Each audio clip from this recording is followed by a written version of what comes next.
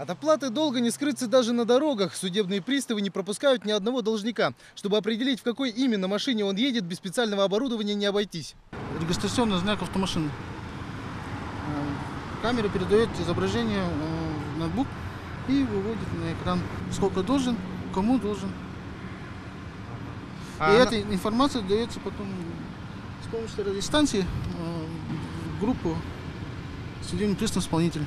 Татьяна Николаевна, 502 рубля.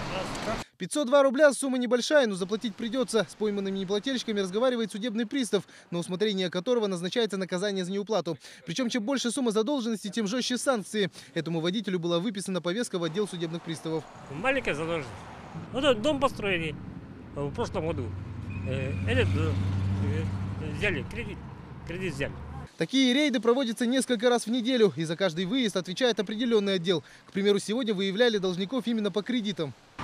Проводится еженедельно. Сейчас мы работаем городской отдел, то есть по взысканию кредитной задолженности по физических лиц, кроме алиментов и штрафов ГИБДД и в пользу государства.